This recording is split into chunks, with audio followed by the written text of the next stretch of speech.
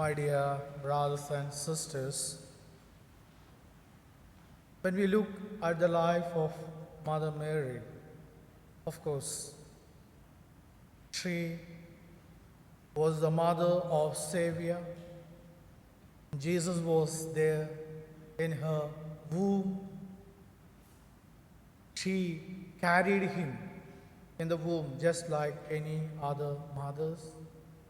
And so indeed this was very joy for any woman that to give birth to God's Son, to give birth to Savior of the world.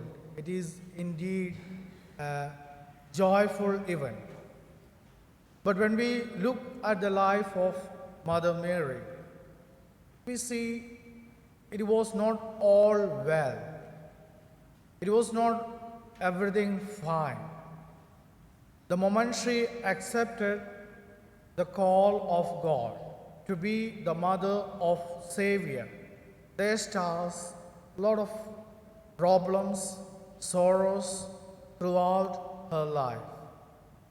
And so we heard in the reading the first sorrow of Mother Mary, the prophecy of Simon, that a sword shall pierce your heart.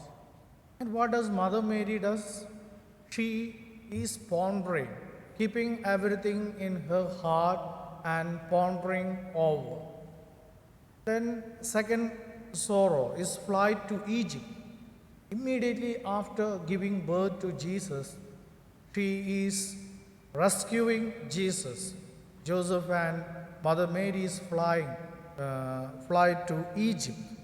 And again, when we look at, we have loss of Jesus in the temple. Perhaps like any mother, Mother Mary might have scolded him, might have even given 2 beatings because he was staying back in the temple, the loss of the Son. Fourth sorrow, it's very difficult.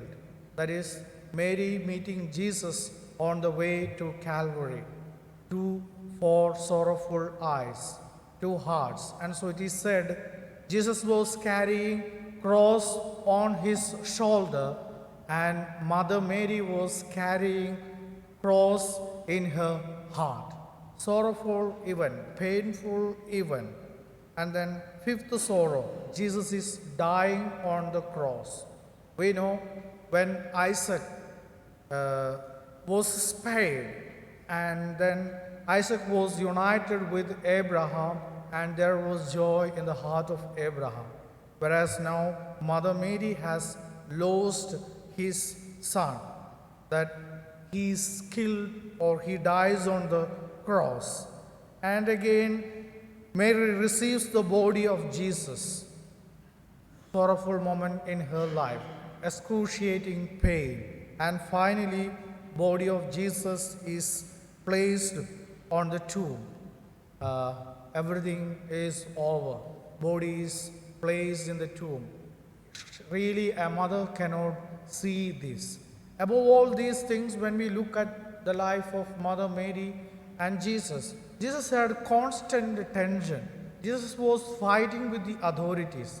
He was having trouble with the scribes and the Pharisees. He was even breaking the rules and regulations set by the Jews.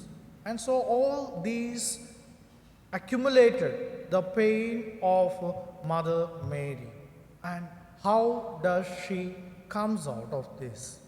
Now, even when we look at our life, when we face little trouble, little problem, we ask, why me?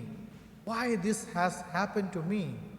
Why I have to undergo all these struggles and difficulties? Mother never asks such question. She sees the mighty hand of God. She sees the salvific event that is unfolding throughout her life and the events taking place in the life of Jesus. So she has a total surrendering, total love for God, and then the fiat, yes to the Lord. Yet let thy will be done. That was her prayer and the prayer of Jesus as well. Not my will, let thy will be done. So much of hope and trust she had in the Lord.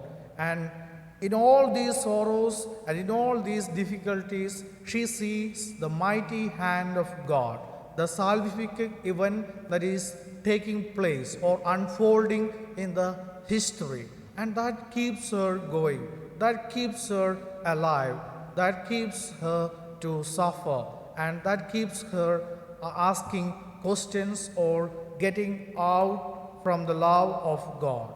Now, as we celebrate this Eucharistic celebration, let us be sorry for those moments where we have questioned God for little problems and difficulties we face in our life. Like Mother Mary, let us see the mighty hand of God. Nothing is going to happen to us in our life.